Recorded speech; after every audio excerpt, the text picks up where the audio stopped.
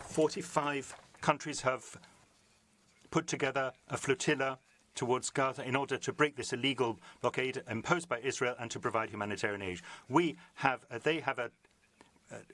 There is a legal and moral duty not to ignore the Convention on the Prevention and Punishment of Genocide, and the flotilla has nevertheless been targeted by drones. The UNHCHR is calling for an independent investigation.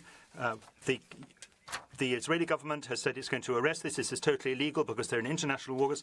Do you support these flotillas, sir, as Italy and Spain do, and do you condemn the genocide of the Palestinians by Israel?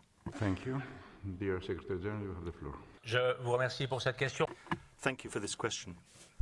You can quite imagine, given the recent General Assembly of the UN at New York, that this was at the heart of all debates. What I can say is at this session that what we note and what we see in Gaza is an absolute human tragedy. It is inacceptable, and we cannot allow to exist given the respect that we must have for human rights. Having said that, we must recall that the Council of Europe's position on this is to defend human rights and to denounce violations of human rights and the catastrophic situation in Gaza and call for an immediate ceasefire, immediate access for humanitarian aid for the people concerned. Also, we need to bear in mind the release of all the hostages, and what we need here and now is, above all, and this I underlined, and this is what is not part of the situation, is we need a credible political process which can move towards the only solution that will allow us to move towards the stability in the region, which is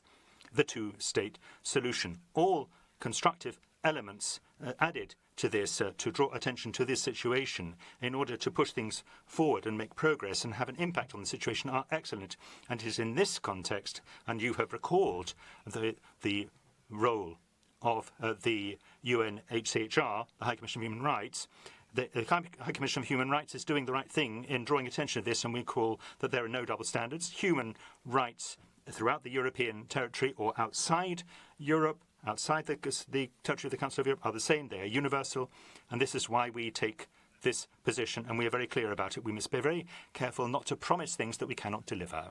And this naturally is an important point. We do not have access, that is, we're talking about people in Gaza, they're not covered by our court, the ECHR. This doesn't undermine the political situation which must prevail, and we hope and wish once that as quickly as possible we achieve a ceasefire and that the elements that I've just mentioned lead to a credible political process to provide stability in the region. This is the only way to provide some kind of prospects for the people on the ground.